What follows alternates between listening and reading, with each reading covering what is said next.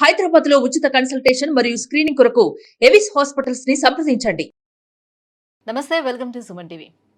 వయసు బాగా ఎక్కువగా ఉండే వాళ్ళల్లోనే ఎముకలు బలహీన పడిపోవడం వంటివి జరుగుతాయని చాలామంది అనుకుంటూ ఉంటారు. బట్ యుక్త వయసుల్లో కూడా ఈ రోజుల్లోనే మనకి ఆస్టియోపొరోసిస్ అనే సమస్యను చూస్తున్నాం. ఎందుకు ఈ సమస్య ఎక్కువగా పెరుగుతూ వస్తుంది? దీనికి కారణాలేంటి? ఎటువంటి చికిత్స దీనికి అందుబాటులో ఉంది? ఈ విషయాన్ని తెలియజేసేందుకు మనతో పాటు ఉన్నారు డాక్టర్ కేజే రెడ్డి గారు, advanced robotic and joint replacement and arthroscopic surgeon from Apollo hospital, Jubilee hills. Hello sir. నమస్తే సార్, సో చాలా వరకు మనం ఏమనుకునే వాళ్ళంటే ఈ ఆస్టియోపొరోసిస్ అంటే లేడీస్లోనే మెనోపాజ్ దాటిన తర్వాత ఎక్కువగా వస్తుంటుంది అండ్ బాగా ఏజ్ అయిపోయిన వాళ్ళకే ఎక్కువగా వస్తుంటుందని.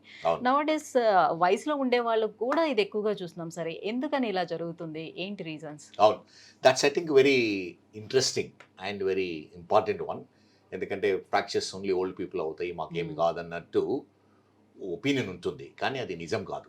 యంగ్ వాళ్ళలో 2 రీజన్స్ ఉంటుంది. ఒకటి, యంగ్ ఉండి బోన్ స్ట్రాంగ్ ఉన్నా కూడా ఫ్రాక్చర్స్ కావడానికి ఛాన్స్ ఉంటుంది. ఎందుకంటే ఫ్రాక్చర్స్ అయినాయంటే వాళ్ళ ఎముకలు ట్రామాకు గురయ్యాయి. అంటే injury is very significant injury. Young పీపుల్లో మేజర్ యాక్సిడెంట్ అయ్యి ఎముకకు డైరెక్ట్ మేజర్ ఇంజురీ అయిందనుకోండి, ఫ్రాక్చర్స్ అవుతాయి. ఎందుకంటే యంగ్ పీపుల్లో లిగమెంట్స్ స్ట్రాంగ్ ఉంటాయి బోన్స్ కంటే. అందుకని ఏమవుతుందంటే జనరల్లీ ఫ్రాక్చర్స్ అవుతూ ఉంటాయి. రెండో రీజను, యంగ్ పీపుల్లో కూడా ఆస్టియోపొరోసిస్ కామన్ అవుతుంది ఈ రోజు రేపుల్లో. స్పెషల్లీ చాలామంది ఏమనుకుంటారంటే బోన్స్ స్ట్రాంగ్ కావాలంటే కాల్షియము, విటమిన్స్, ఏవి మెడిసిన్స్తో స్ట్రాంగ్ అవుతావు అనుకుంటారు. అది నిజం కాదు. చాలా వరకు బోన్స్ ఎప్పుడు స్ట్రాంగ్ అవుతాయంటే వాటికి లోడు పడ్డప్పుడే స్ట్రాంగ్ అవుతుంటుంది. ఈ రోజు రేపులో చాలా మన జీవన శైలి ఎలా అయిందంటే ఐటీ జాబ్స్, సెడెంటరీ లైఫ్, కంప్యూటర్తో కూర్చోవడము, ఫిజికల్ యాక్టివిటీ అనేది చాలా తక్కువైంది. దానివల్ల ఏమవుతుందంటే ఎముకలు బలహీనంగా తయారయ్యాయి. అండ్ దాంతో ఏమవుతుందంటే ఈక్వలెంట్ టు ఆస్టియోపొరోసిస్, ఆస్టియోపీనియా అంటాం. అంటే కాల్షియం కంటెంట్ బోన్స్లో తక్కువై వీక్ అయిపోయి ఇంజరీస్ వల్ల, మైనర్ ఇంజరీస్ వల్ల ఒక్కొక్కసారి ఫ్రాక్చర్స్ కావడానికి ఛాన్స్ ఉంటుంది. అయితే యంగ్స్టర్స్లో స్మోకింగ్ వల్ల కూడా బోన్స్ వీక్ ఉంటాయి. ఎవరైతే స్టీరాయిడ్స్ తీసుకుంటారో వేరియస్ రీజన్స్ వల్ల, స్టీరాయిడ్స్ చాలా యూజ్ చేస్తూ ఉంటారు. Medically kidney transplant, heart transplant అయితే స్టీరాయిడ్స్ ఇస్తూ ఉంటాం. వాళ్ళలో ఎముకలు బలహీనంగా ఉంటాయి. అదేవిధంగా కొన్ని డిసీజెస్ వల్ల, ఎవరికంటే రుమటాయిడ్ ఆర్థరైటిస్ కానీ కొన్ని బ్లడ్ డిసీజెస్ వల్ల కూడా ఈ ఎముకలు ఆస్టియోపొరోసిస్ గురవుతాయి. వాళ్ళలో కూడా ఈ ఫ్రాక్చర్స్ అనేటివి వెరీ కామన్. జెనెటికల్గా కూడా ఉంటుందా సార్ ఇది? జెనెటికల్లీ కూడా ఉంటుంది. జెనెటికల్లీ ఉండేదాన్ని ఏమవుతుందంటే జెనెటికల్లీ విటమిన్ డి డిఫిషియన్సీ అంటే మనము తిన్న ఫుడ్ నుంచి విటమిన్ అబ్జార్బ్ కాకుండా ఉంటుంది. అది అబ్జార్ప్షన్ ప్రాబ్లం ఉంటుంది. కొన్ని జెనెటిక్ కిడ్నీ డిసీజెస్ వల్ల కూడా ఆ విటమిన్ యాక్టివ్ విటమిన్గా బాడీలో కన్వర్ట్ కాదు. వాళ్ళలో కూడా ఈ ఆస్టియోపొరోసిస్ ఉంటుంది. తర్వాత ఎముకలు బలహీనంగా ఉంటాయి. ఇప్పుడు మీరు ఎవరెవరిలో వస్తుంది అనేది చెప్పారు కదా, కొన్ని కేటగిరీస్. సో వాళ్ళలో ఎవరికి ఎక్కువ ప్రమాదంగా ఉంటుంది? ఇది కంప్లీట్లీ సెడెంటరీ యాక్టివిటీ ఉండి ఏమి ఫిజికల్ యాక్టివిటీ లేకుండా స్మోకింగ్ చేస్తూ ఆల్కహాల్ తీసుకుంటూ ఉన్న వాళ్ళకి ఎక్కువ ఉంటుంది. అదేవిధంగా స్టీరాయిడ్స్, వేరియస్ రీజన్స్ వల్ల స్టీరాయిడ్స్ తీసుకున్న వాళ్ళకు రిస్క్ ఎక్కువ ఉంటుంది. అండ్ మంచి అంటే హెల్దీ డైట్ తీసుకునే వాళ్ళు, ఈరోజు రేపులో పిజ్జా, బర్గర్ చాలా కామన్. న్యూట్రిషియస్ డైట్ లేదు, కాల్షియం సప్లిమెంట్స్ ఉండే డైట్, మినరల్స్ ఉండే డైట్స్. ఈ ఎముకల్లో కాల్షియంతో పాటు మినరల్స్, హై ప్రోటీన్స్ అవసరం ఉంటుంది. అది ఎవరైతే డైట్ సరిగా తీసుకోరో వాళ్ళు కూడా రిస్క్ ఎక్కువ ఉంటుంది. అంటే ఇవాళ రేపు ఇప్పుడు డైట్ తోటి ఈ కాల్షియాన్ని తీసుకోవాలి అన్నా, లేదంటే మీరు చెప్పినట్టుగా ఇప్పుడు ఎక్సర్సైజ్ ఇవన్నీ చేసే యాక్టివిటీ, ఫిజికల్ యాక్టివిటీ, ఇదంతా మాకు కుదరట్లేదు, ఇదంతా చేయడానికి కుదరట్లేదు. ఎందుకంటే బికాస్ ఆఫ్ మా టైమింగ్స్ అలా ఉన్నాయి. సో నైట్ అంతా మేము వర్క్ చేయాలి, మార్నింగ్ డే టైంలో అంతా పడుకోవాలి, ఇదంతా కుదరట్లేదని ఫుడ్ సప్లిమెంట్స్ అనేవి వస్తున్నాయి కదా, ఆ రూపంలో తీసుకుంటున్నారు. And moreover injections, vitamin D injections ఇట్లాంటివి తీసుకున్నారు. దీంతో ఎలా రీప్లేస్ చేసుకోవచ్చు అంటారా? అది సాధ్యం అవుతుందా? నేను ఇంతకుముందు చెప్పినట్టు ఎలా అంటే జస్ట్ ఫుడ్ సప్లిమెంట్స్లో ఎముకలు స్ట్రాంగ్ కావు. మనకు ఫుడ్ సప్లిమెంట్స్ అవసరం ఉంటుంది. సేమ్ టైం ఎముకలు అంటే బోన్లో డిమాండ్ ఉండాలి. దానికి లోడ్ వస్తేనే కానీ అది స్ట్రాంగ్ అవుతుంటుంది. మనం జస్ట్ తీసుకున్నంత మాత్రాన బోన్లోకి వెళ్ళదు, అది అబ్జార్ప్షనే ఉండదు, ఎక్స్క్రీట్ అయిపోతుంది. సో బోన్ స్ట్రాంగ్ ఎలా అవుతుందంటే లోడ్ బేరింగ్ ఎక్సర్సైజెస్ అంటాము. ఫర్ ఎగ్జాంపుల్ అప్పర్ లిమ్స్ ఉంటే చిన్న డంబుల్స్ చేయడము, పుషప్స్ చేయడము, ఆ రోయింగ్ మిషన్ కానీ క్రాస్ ట్రైనర్ కానీ చేసి మన బోన్స్ పైన, లాంగ్ బోన్స్ పైన, లెగ్ అండ్ ఆర్మ్ బోన్స్ పైన, స్పైన్ పైన లోడు అంటే కాన్స్టెంట్ లోడు ఉండాలి. అంటే for example 20 minutes 5 days in a week exercise చేస్తే ఏమవుతుందంటే మనము తీసుకున్న ఆహారంలో ఉన్న కాల్షియం కానీ విటమిన్ డి కానీ అబ్జార్బ్ అవుతుంది. అప్పుడు బాడీ డిమాండ్ చేస్తుంది, మనకు అవసరం ఉంది అని మన బాడీ రికగ్నైజ్ చేసి ఆ కాల్షియం ఛానల్స్ ఉంటాయి మన గట్, మా ఇంటెస్టైన్ సిస్టంలో, అవి ఓపెన్ అవుతాయి.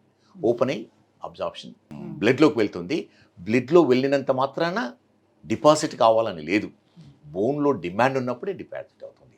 అండ్ ఇంకొకటి ఏంటిదంటే బోన్ అనేది అంటే ఫుడ్ సప్లిమెంట్స్ లో కూడా ఏంటంటే మనకి 40-50% అలా ఉంటుంది. సో బాడీ ఇంటెక్ తీసుకునేది ఒక 50% ఉంటే ఇంకొక 50% వేస్టేజ్ రూపంలో పోతుంది. అది కరెక్ట్, అలానే ఉంటుంది. కానీ ఎముకలు కూడా, బోన్స్ కూడా ఎలా అంటే మనము చాలామందికి ఈ విషయం తెలియదు. ఎందుకంటే ఈ బోన్ అనేది కాన్స్టెంట్ది కాదు, ఒకసారి ఫామ్ అయినంత మాత్రాన అది పర్మనెంట్గా ఉండదు.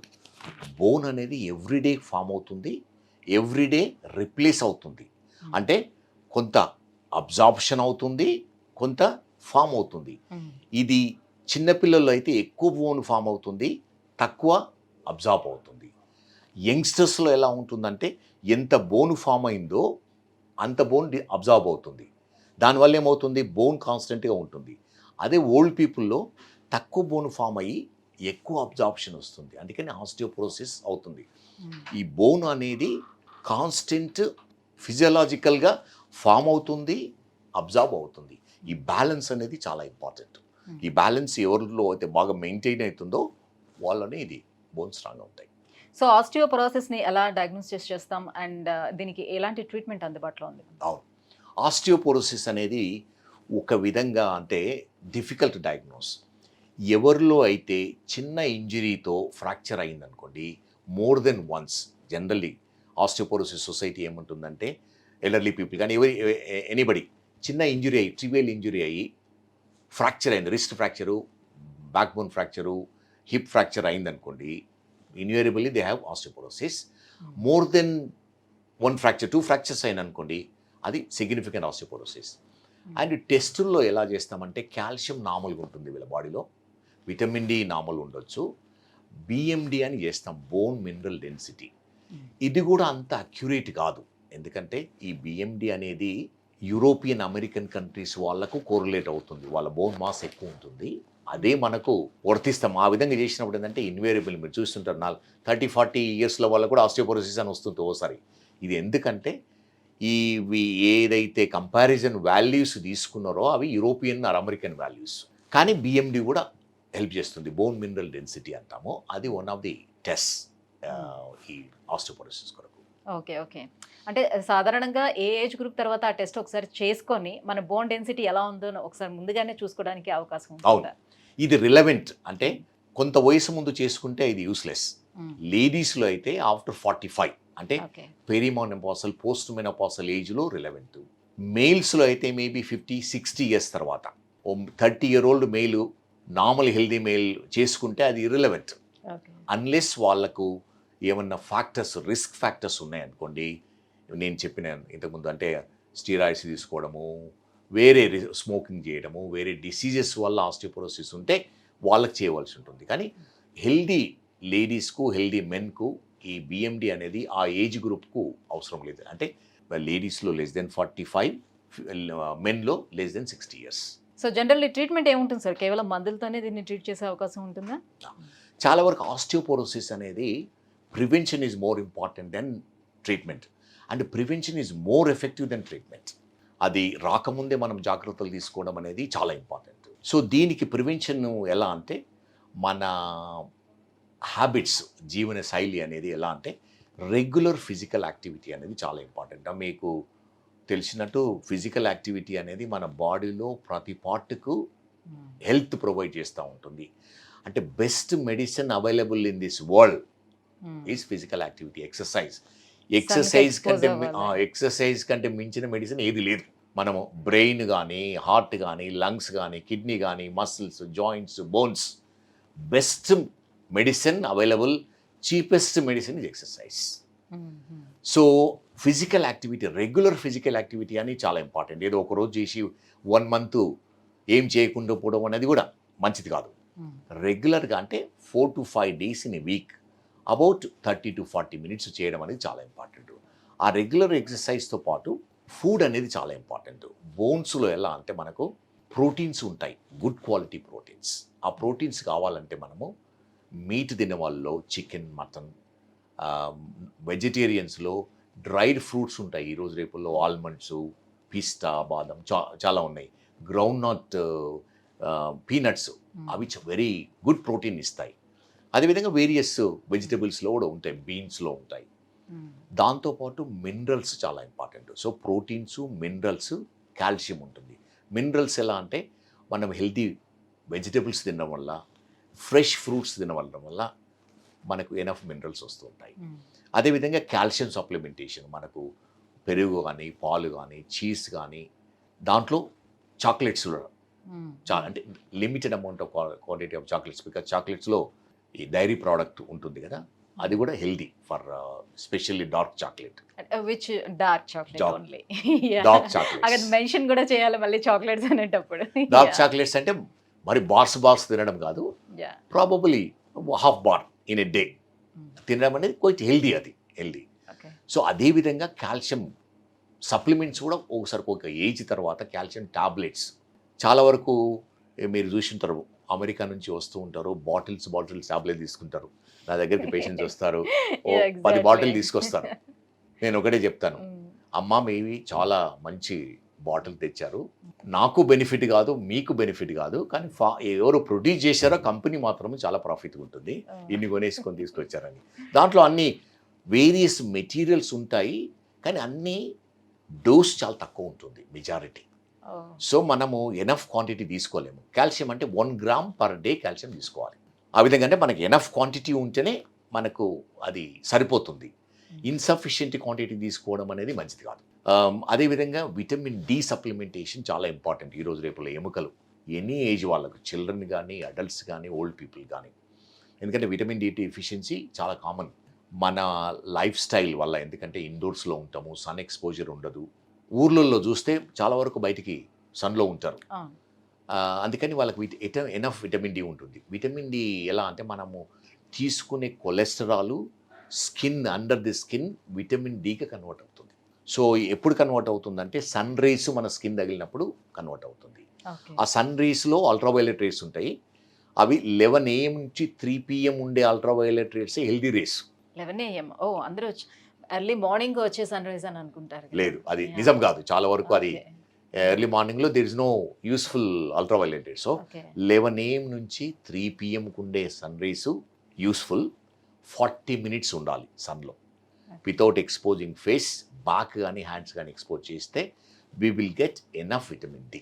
కానీ అది మెజారిటీ ఆఫ్ ది పీపుల్కు ప్రాబబ్లీ నాట్ ప్రాక్టికల్.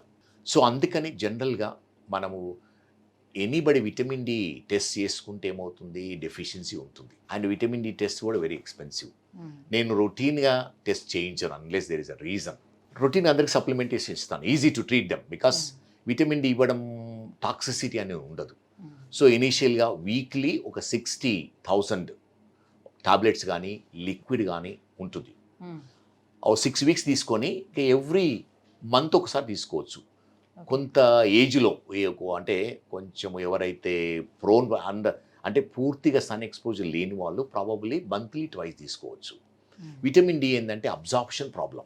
సో ఈరోజు రేపు లిక్విడ్ ఫామ్ వచ్చాయి, single dose liquid form, taste కూడా బాగుంటుంది. సో మార్నింగ్ ఎంటీ స్టమక్లో తీసుకొని ఒక 10-15 minutes మనము ఏమి తినకుండా ఉంటే అది అబ్జార్ప్షన్ బాగా అవుతుంది. సో ఆ విధంగా సప్లిమెంటేషన్ అనేది ఈజీ సొల్యూషన్ చాలా వరకు. సో ఈ విధంగా చేస్తూ మనం రెగ్యులర్ ఎక్సర్సైజ్ చేస్తే చాలా వరకు మీ ఊర్లో చూసి ఉంటారు, చాలామంది చాలా హెల్తీగా ఉంటారు, ఎముకలు బాగుంటాయి, జాయింట్స్ ఎంత జాయింట్స్. నేను మొన్న ఊరు నుంచి వచ్చాడు, 103 years, కింద పడి హిప్ ఫ్రాక్చర్ అయితే హిప్ రిప్లేస్మెంట్ చేశాను, వెరీ ఫిట్ మ్యాన్. సో ఈరోజు రేపుల్లో మన లైఫ్ స్పాన్ ఇంక్రీజ్ అయింది. ఇంతకుముందు 60 years బతికితేనే చాలా గ్రేట్ అనుకునే వాళ్ళము, షష్టి పూర్తి చేయించుకున్న వాళ్ళు ఈ రోజు రేపులో చాలా తక్కువ మంది షష్టిపూర్తి. 80 ఇయర్స్ కామన్ అయిపోయింది. 80 తర్వాత కూడా బతుకుతున్నారు. Yes yes. Thank you so much sir. Osteoporosis అనేది ఎవరిలో ఎక్కువగా కనిపిస్తూ ఉంది, ఎలా ట్రీట్ చేసుకోవాలి, ఈ విషయాలని తెలియజేసినందుకు థ్యాంక్ యూ.